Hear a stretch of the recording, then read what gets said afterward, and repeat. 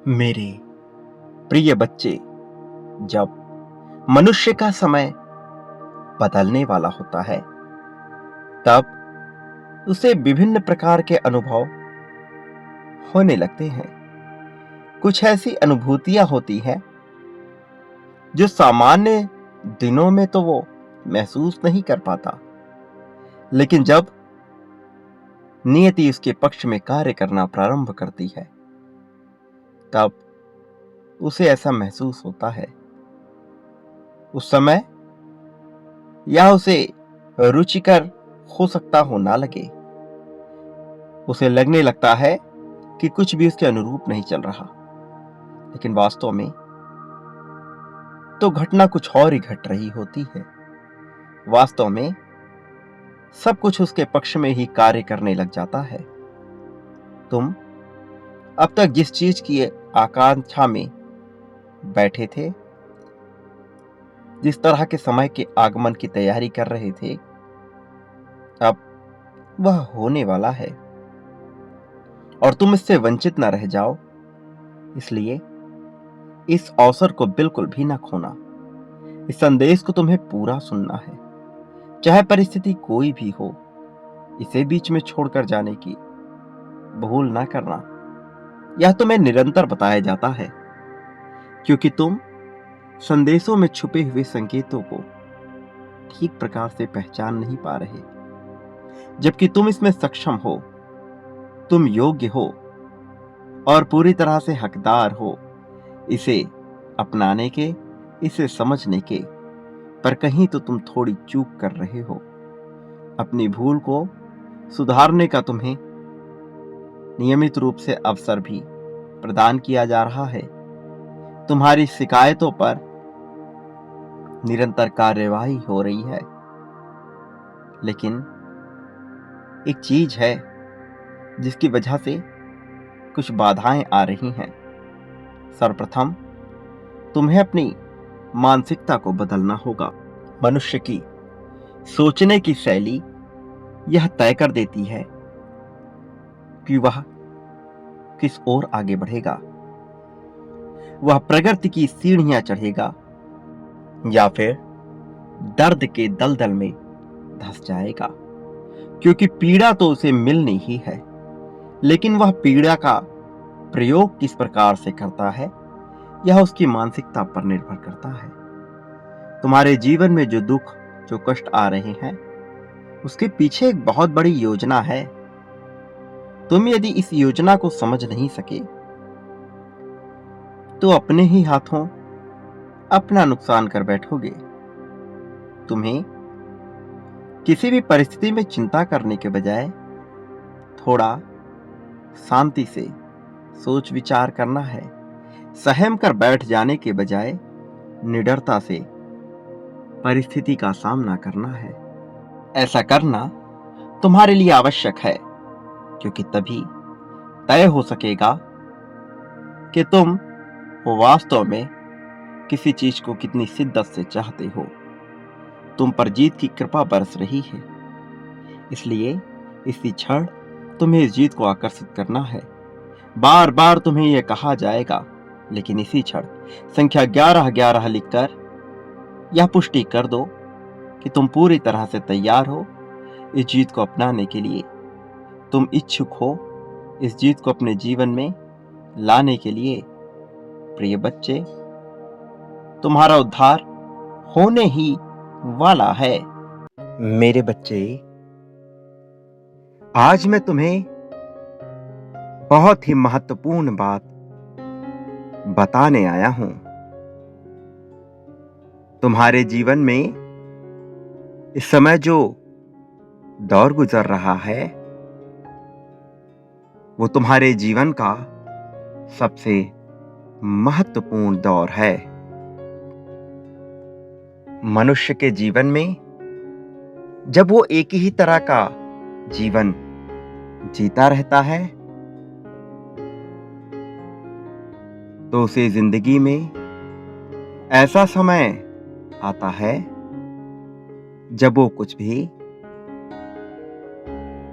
ढंग से सोच नहीं पाता।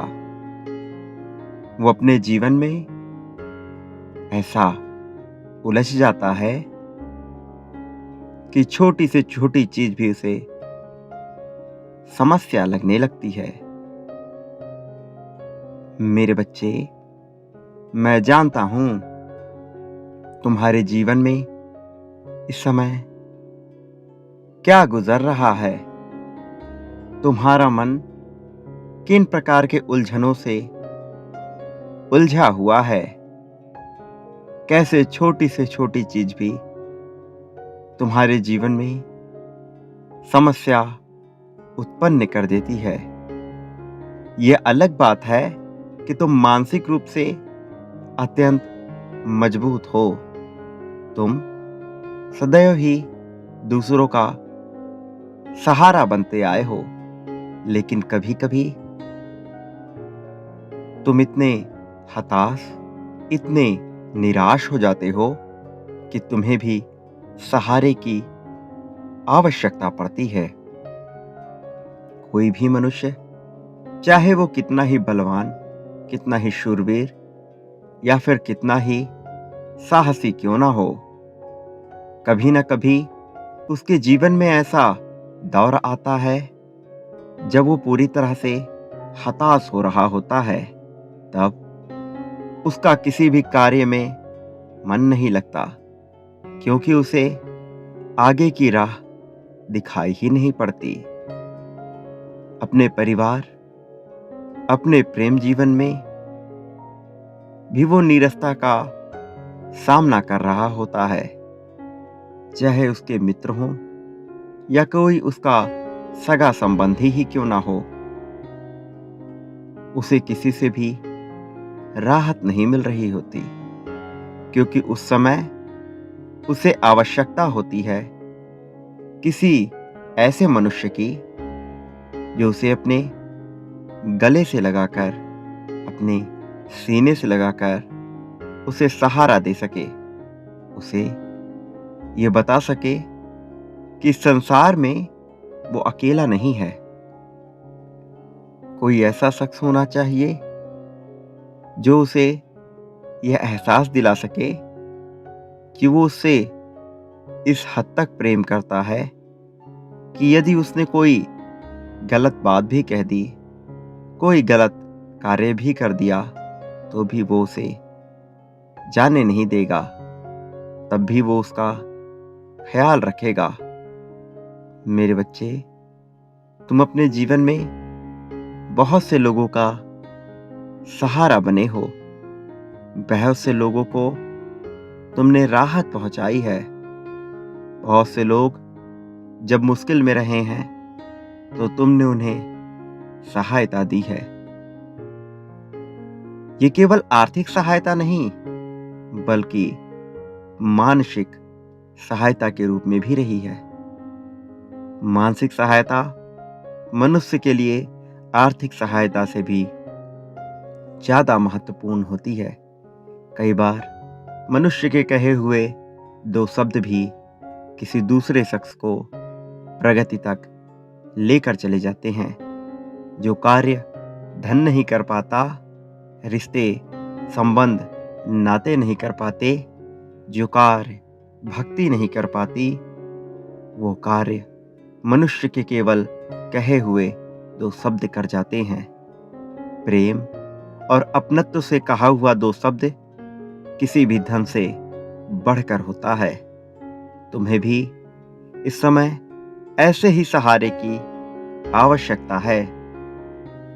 ऐसा नहीं है कि तुम कमजोर हो, ऐसा भी नहीं है कि तुम में इच्छा नहीं है, और ना ही ऐसा है कि तुम किसी कार्य को करने के योग्य नहीं हो। लेकिन तुम्हारे भीतर जो ये तुलना का भाव उत्पन्न होता है, वो उचित नहीं है। हर मनुष्य अपने अपने प्रकार से श्रेष्ठ होता है। मनुष्य सोचता है कि संसार में कुछ भी संपूर्ण नहीं है, इस संसार में कुछ भी श्रेष्ठ नहीं है। लेकिन मेरे बच्चे, वो गलत होता है, क्योंकि मैंने इस संसार में सब कुछ सर्वोत्तम बनाया है, श्रेष्ठ बनाया है। प्रकृति अपने नियमों से कभी पीछे नहीं हटती। प्रकृति में जो नियम बना दिए गए हैं वो सर्वदा सर्वदा वैसे ही बने रहते हैं। क्या तुमने कभी ऐसा देखा कि यदि जल को ऊपर से छोड़ा जाए तो वो ऊपर ही रह जाए, नीचे ना आए?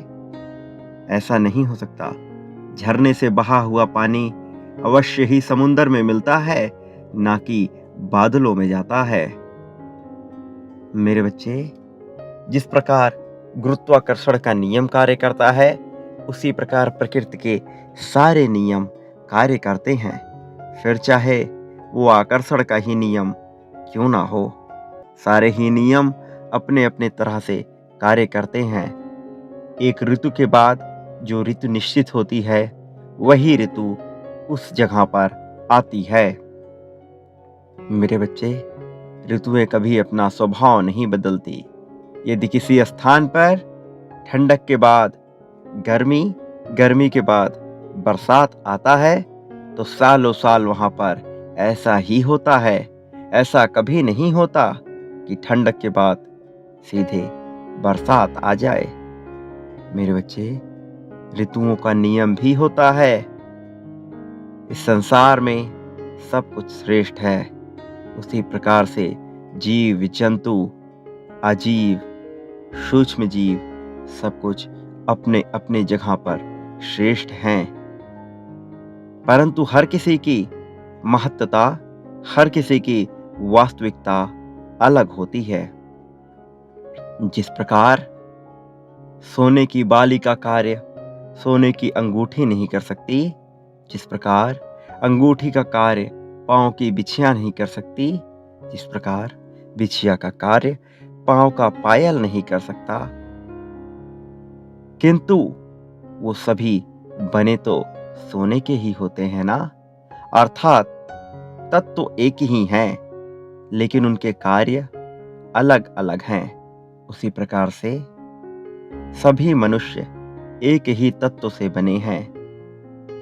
मेरे ही अंश से उत्पन्न ये सभी जीव जंतु हैं, लेकिन हर किसी का कार्य अलग होता है। गाय का कार्य सिंह नहीं कर सकता, सिंह का कार्य सर्प नहीं कर सकता। उसी प्रकार तुम्हारा कार्य कोई अन्य मनुष्य नहीं कर सकता। तुम्हारे गुण किसी अन्य मनुष्य में विद्यमान नहीं है। तुम्हारा महत्व अलग है, तुम्हारा उद्देश्य अलग है। तुम निरर्थक कभी भी नहीं हो। किसी भी क्षण तुम इस संसार में निरर्थक नहीं रहे हो। किसी भी पल में, किसी भी क्षण में कभी भी तुम्हारे जीवन का उद्देश्य रहित नहीं रहा है। तुम्हारा जीवन सदा उद्देश्य से भरा हुआ है, परंतु ये तुम्हारा कार्य है उस उद्देश्य को भली भांति समझना। जिस क्षण तुम अपने उस उद्देश्य को समझ जाते हो, उस क्षण तुम श्रेष्ठ बन जाते हो। फिर अपने कार्यों के द्वारा तुम सर्वश्रेष्ठ बन जाते हो। तुम मेरे ही अंश हो। तुम्हारे भीतर मेरी ही आत्मा है। तुम्हारे भीतर जो मेरी आत्मा है, जब तुम उसे श्रेष्ठ बनाते हो, तब वो मुझ में परमात्मा में लीन हो जाती है। मेरे बच्चे, तुम गलत नहीं हो, तुम अलग भी नहीं हो, तुम श्रेष्ठ हो। तुमसे ही मैं साकार रूप प्राप्त करता हूं। तुम जहां भी श्रेष्ठता देखते हो, मैं वहां विद्यमान होता हूं। तुम में भी मैं विद्यमान हूं। तुम्हें बस आवश्यकता है स्वयं को ढूंढने की, मुझे समझने की। मैं तुम्हारे इतने करीब हूं कि तुम सोच भी नहीं सकते, तुम कल्पना भी नहीं कर सकते। मैं तुम्हारे उतने करीब हूं। तुम्हें आवश्यकता है तो बस मुझे समझने की। तुम जो पाना चाहते हो, मैं वो सारी चीजें जानता हूं। और मैं आज तुम्हें ये बताना चाहता हूं कि तुम इस संसार में जो कुछ भी पाना चाहते हो, वो तुम अवश्य ही पाकर रहोगे। उसमें से ऐसा कुछ भी नहीं जो तुम प्राप्त ना कर सको। भले ही वो चीजें तुम्हें अभी बहुत दूर लगती हों, तुम्हें ऐसा लगता हो कि तुम उसके योग्य नहीं हो, तुम्हें ऐसा लगता हो कि उसके लिए कुछ चुने हुए लोग ही होते हैं। मेरे बच्चे, तुम ही चुने हुए हो। तुम ही वो विलक्षण मनुष्य हो जो इस संसार में सब कुछ प्राप्त कर सकता है। मेरे प्रेम के सबसे बड़े आकांक्षी भी तुम ही हो और मेरे प्रेम के सबसे बड़े प्राप्तकर्ता भी तुम ही हो। मैं तुम पे वो प्रेम लुटाना चाहता हूँ जो तुम कभी भी नहीं सोच सकते। मैं तुम्हें वो सब कुछ प्रदान करना चाहता हूँ जिसकी तुमने कल्पना की है और कभी कभार जिसकी तुम कल्पना भी नहीं कर सकते। मैं तुम्हें वो सब कुछ देना चाहता हूँ। अपने मन से ये बात निकाल दो कि तुमने पाप किया है। अपने मन से ये बात निकाल दो कि तुम योग्य नहीं हो। अपने मन से ये बात निकाल दो कि तुम छोटे हो। ये बात निकाल दो कि तुम दोषी हो। अपने मन से हटा दो कि तुम अहंकारी हो। मेरे बच्चे, तुम प्रेम को पाने के लिए सबसे उपयुक्त मनुष्य हो।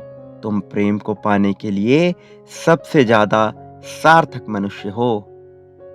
तुम्हें मैं विभिन्न रूपों में प्रेम देना चाहता हूँ। तुम्हारे साथी के अंदर भी मेरा ही अंश तुम्हें प्रेम देना चाहता है। वो पेड़ जिसके पास जाकर तुम्हें अपनत्व महसूस हो, वो कोई और नहीं, मैं ही हूँ।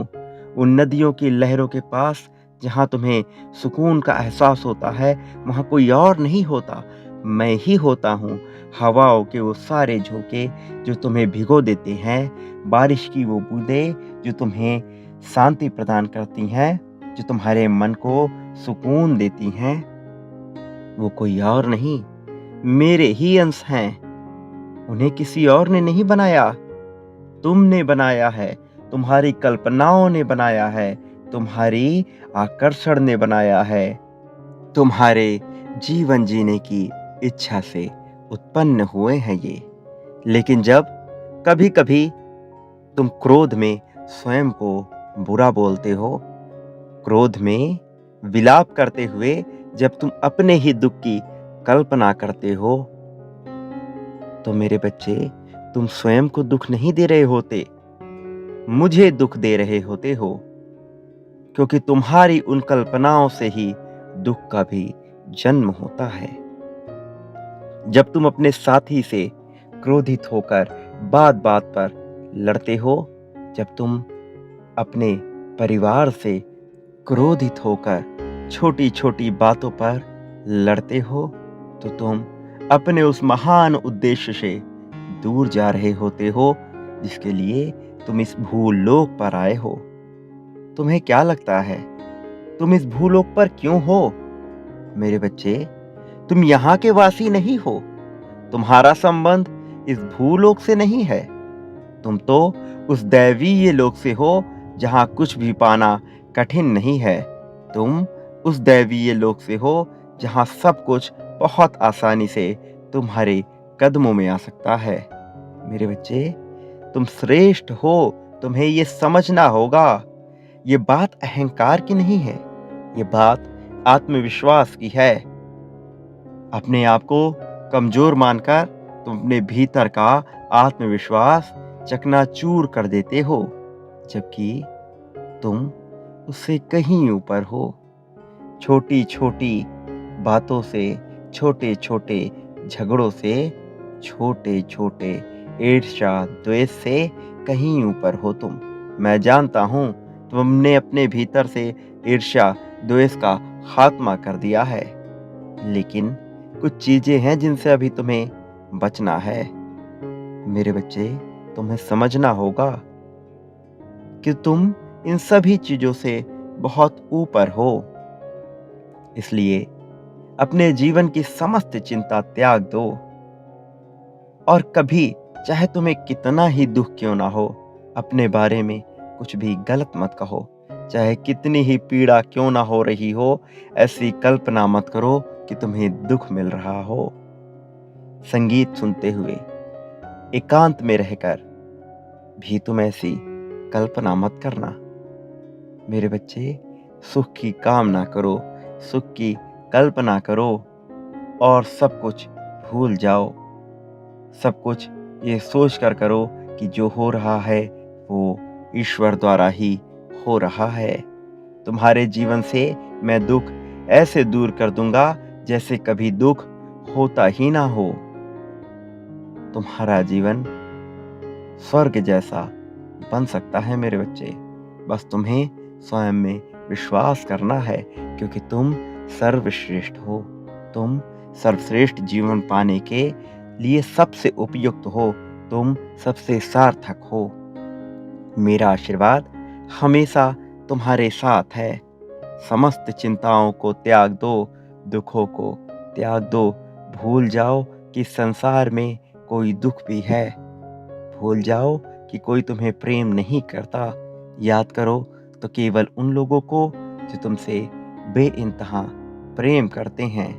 याद करो उन लोगों को जिन्होंने तुम्हारे लिए कुछ भी कार्य किया है।